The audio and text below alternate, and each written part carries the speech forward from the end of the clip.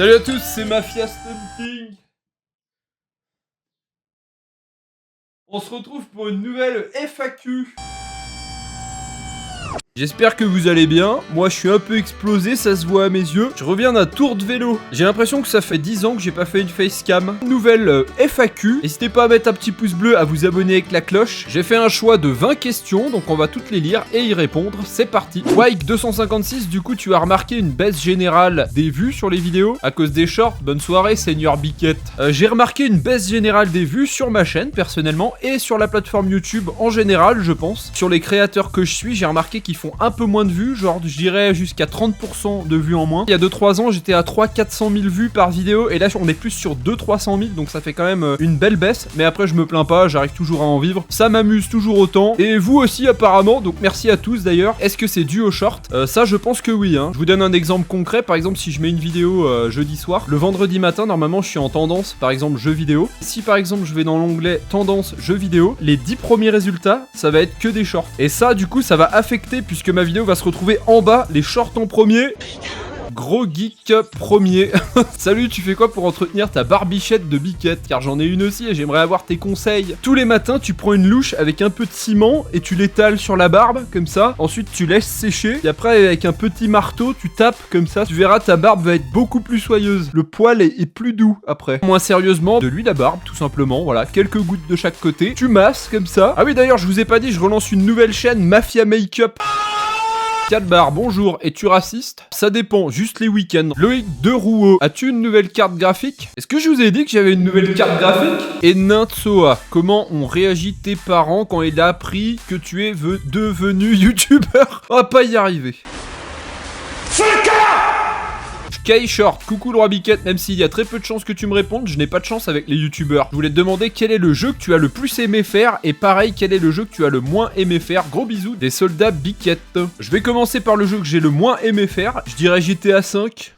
Je vous ai menti toutes ces années, en fait, je déteste ce jeu. Le jeu que j'ai le moins aimé faire, Virus sur PlayStation 1. Un vrai cauchemar le truc. D'ailleurs, je me demande si Joueur du Grenier a pas fait un épisode là-dessus. C'était un jeu graphisme horrible, gameplay horrible, difficulté horrible. C'est un jeu que j'ai toujours détesté et je l'ai jamais relancé depuis que j'y ai joué. Et le jeu que j'aime le plus, franchement, ça va être dur là. Mais si je devais en choisir un là maintenant qui me vient à l'esprit, Resident Evil 2 sur PlayStation 1, à égalité avec Resident Evil Rebirth ou Remake, ça dépend comment vous l'appelez, sur GameCube. Faut savoir que je suis un très grand fan de Resident Evil. Quand je suis pas en vidéo, je suis sur Resident Evil. À l'époque, ça devait être GTA San Andreas, mon jeu préféré dans les années 2005-2010. Et puis pour en citer encore un ou deux, Halo 3 en online. Je l'ai poncé ce jeu, j'ai passé des milliers d'heures, j'étais level 50 et tout, j'adorais ce jeu en online. D'ailleurs j'y joue encore sur Halo MCC. Mais voilà, si je dois en choisir un, allez, Resident Evil 2 sur Play 1. Zeppelin, question plutôt pertinente, si GTA n'aurait jamais eu de sortir, est-ce que tu aurais lancé ta chaîne YouTube et sur quel jeu aurais-tu fait le plus de vidéos? J'aurais probablement fait ma chaîne sur Pokémon Go, je pense. Salut à tous les amis, on va chercher les Pokémon. Fumier. Alors ça c'est une excellente question que je me suis jamais posée, c'est ça le pire. Il faut savoir qu'à l'époque j'étais un gros joueur de Call of aussi, donc Call of MW2, Black Ops 1. Mes premières vidéos c'était du Just Cause, ensuite c'était du Call of. Il y avait même un peu de Halo et je pense que j'aurais continué sur ces jeux-là. Du coup je serais devenu un YouTuber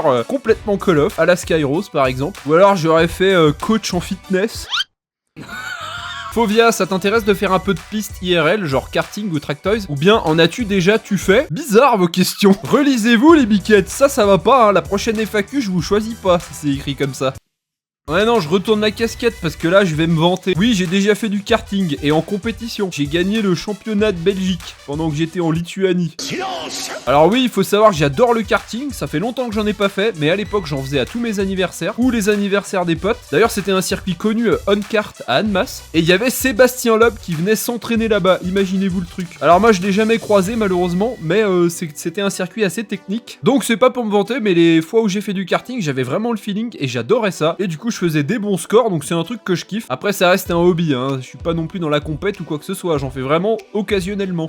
Ahsoka Tanodis, que fais-tu comme métier à part YouTube si tu en as un? Oui, mon métier à côté c'est chaudronnier. Je m'occupe en fait de faire fondre de la ferraille dans les gros chaudrons et ensuite je vais couler des gros moules et après je démoule ça et ça fait des espèces d'énormes trucs complètement démoulés, mais c'est...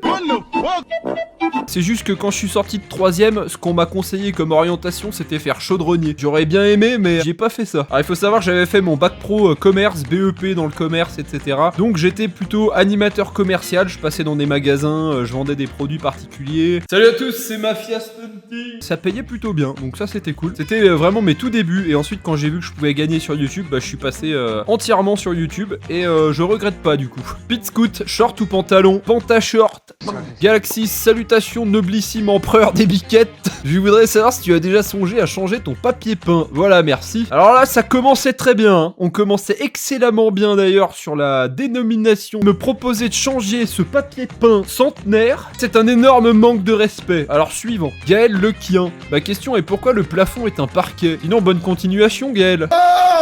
Dis donc, biquette, c'est du parquet? Ah, maintenant que tu le dis, ouais. Bah écoute, j'en sais rien. Je sais pas pourquoi il y a du parquet au plafond. Si un jour, on se retrouve dans une 4ème dimension et que la maison se retourne, je pourrais marcher sur mon plafond. Fan 3, est-ce que tu as déjà fait de la prison? J'espère que non. Tout est dans le nom de ma chaîne, hein, j'ai envie de te dire. Oui, j'ai fait de la prison. Revente illégale, recel et trafic au marché noir de biquette. Biquette orientale en plus. Alors ça a pas pardonné, hein. Bien évidemment que j'ai fait de la prison. Quitte la SHD, nice la FAQ, petite question. Comment trouves-tu ta commu et quelles sont tes attentes pour les années à venir en termes de projets et contenu? Gros big up la biquette. Alors là, perso, ma commu, je parle jamais de vous en fait parce que je vous déteste. Et dès que je vous croise dans la rue d'ailleurs, je vous tourne le dos et je fais demi-tour. Alors non, vous êtes très sympathique. D'ailleurs, je voulais vous remercier. Par exemple, là, je vous demande des questions pour la FAQ. Vous êtes des milliers à en poser, donc vous êtes assez réactifs. Vous êtes sympa. Apparemment, mes vidéos sont toujours bien. Quand j'en fais, j'ai toujours des commentaires positifs à 99,5%. Il y en a même qui me font des petits dons de temps en temps, d'autres qui souscrivent à ma chaîne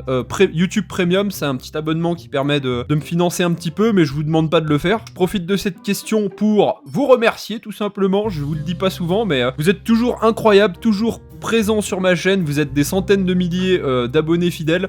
Robin Doyler, as-tu déjà eu des rapports avec une biquette ou bien même plusieurs? Mais enfin, ça va pas biquette, c'est quoi cette question là? Alors oui, une fois j'ai fait un rapport de stage avec 2 biquettes en même temps. Anis, Nisso, combien tu gagnes par mois? Oh non, ça y est, on y est, la question qui fait mal. Alors honnêtement, j'aimerais bien vous répondre avec un chiffre concret, mais je peux même pas. Il faut savoir que ce que je gagne, c'est pas du tout régulier, chaque mois c'est différent, mais ça reste dans une tranche qui est quand même assez élevée. Par rapport à d'autres youtubeurs qui ont mon nombre d'abonnés en France, c'est peut-être pas énorme, mais par rapport aux gens du quotidien qui ont des travails normaux, c'est vraiment énorme. Et si je prends par rapport à mon ancien métier, par exemple quand je bossais en magasin, ça n'a rien à voir, hein, évidemment. C'est un confort de vie quand même YouTube, si ça marche comme ma chaîne par exemple. Après il faut savoir que depuis 2020 je crois j'ai créé une entreprise puisque mes revenus en fait dépassaient la limite de l'auto-entreprise qui sont de 72 000 euros je crois. Allez, si je dois vous donner un nombre, je vais pas le cacher, un peu plus de 100 000 euros par an je pense. Après ça reste du brut bien évidemment parce que là-dessus vous avez l'entreprise, les frais d'entreprise, ma comptabilité à payer, la TVA que je renvoie à l'État et qui m'en renvoie une partie, bref c'est assez compliqué. Et puis avec ça, si je veux vraiment sortir l'argent de l'entreprise et le prendre pour mon compte personnel, ils vont me prendre environ 45% au total. Donc évidemment je me plains pas, je gagne très bien ma vie, c'est pour ça que je demande jamais de dons ou quoi que ce soit d'autre. Voilà, j'ai rien à vous cacher, donc un peu plus de 10 000 euros par mois je pense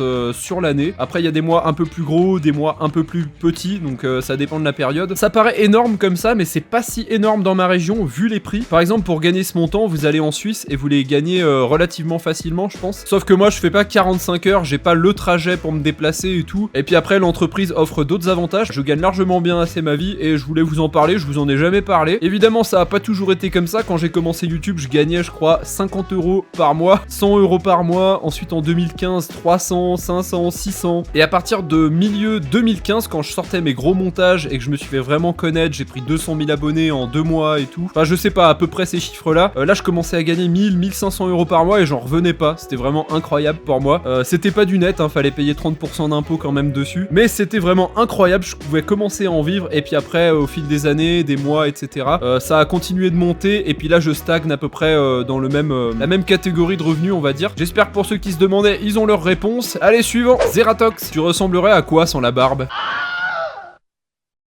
Vous comprenez mieux maintenant pourquoi je ne rase pas cette barbe. Si je souhaite pécho de la biquette cet été, il faut que je laisse cette barbe active. Anthony Ricordo, pourrais-tu dire comment ta vie a changé du début des vidéos à maintenant? Sinon, je te suis depuis hyper longtemps, continue comme ça. Eh ben, on va rejoindre un petit peu la question des revenus juste avant, parce que ça a quand même bien changé ma vie. Un peu plus de stress, un peu plus de soucis, évidemment, parce que quand vous avez une entreprise et tout, c'est quand même plus de bazar. Et il faut savoir qu'entre 2014 et 2000, je sais pas, 18, 19, j'ai charbonné sur YouTube. Des fois, j'y passais les nuits pour les stunt montages. Ça a vraiment changé ma vie, genre beaucoup plus de travail. Après, c'était ma passion, donc j'adorais ça, mais une charge de travail beaucoup plus importante. Je passais des heures, des milliers d'heures sur les stunts, sur les vidéos. Je faisais 2-3 vidéos par jour des fois. Ensuite, je commençais à plus pouvoir tenir, donc à partir de 2019-2020, j'ai commencé à un peu abaisser le rythme. Et à partir de 2021, c'est une vidéo par semaine. Donc là, autant vous dire que c'est farniente, un sacré branle.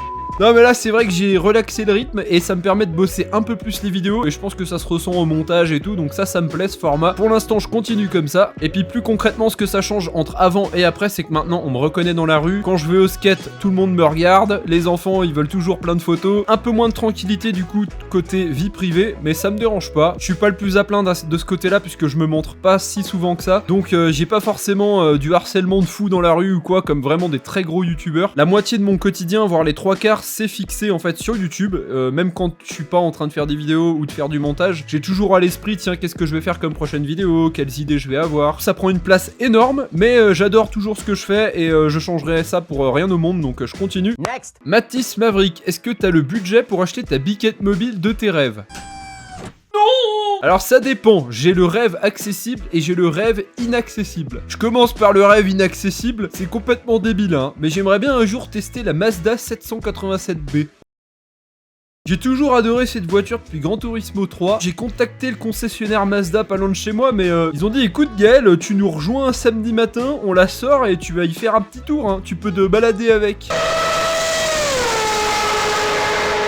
C'est un peu stupide, c'est une voiture du Mans des années 90 qui doit coûter 50 millions d'euros. Il y en a genre 3 dans le monde. Et puis après, pour un rêve un peu plus accessible, il faut savoir que là, je pourrais me la payer finalement. Je suis pas un très grand dépensier. J'ai pas acheté grand chose depuis que j'ai commencé YouTube. J'ai toujours la même chambre, le même endroit. J'ai même pas acheté de chez moi. J'achète vraiment pour YouTube, donc des gros PC, ma caméra qui m'a coûté assez cher, les micros, je les change de temps en temps. Mais après, côté loisir, par exemple, j'ai jamais changé ma voiture. C'est toujours la MX5 NB que vous connaissez. Donc tout ça pour dire qu'acheter la voiture de mes rêves, c'est pas près d'arriver pour l'instant, je crois. Je pense plutôt à mon avenir plutôt qu'à dépenser de l'argent immédiatement comme ça. Si je devais en choisir un rêve tout à fait accessible là maintenant, ce serait une vieille Porsche, mais pas les 911 bien sûr qui sont hors de prix, mais plutôt les 996 par exemple, des années 90. Vous en trouvez pour 15-20 000 euros en très bon état et c'est fiable, c'est Porsche, et pour le quotidien ça pourrait aller très bien. Et puis après, rêve quand même un peu moins accessible, même si je pourrais quand même l'avoir maintenant juste pendant un an et la revendre, ce serait une Nissan GT-R par exemple. Nissan GT-R d'occasion dans les 40-50 000 euros. Je pourrais l'aborder et après je pourrais peut-être pas l'entretenir, c'est ça le problème. Juste 6 mois, genre je l'achète, je la garde 6 mois et je la revends. Si un jour je le fais, vous aurez une vidéo là-dessus de toute façon sans problème. Allez, on va passer à la dernière question pour aujourd'hui.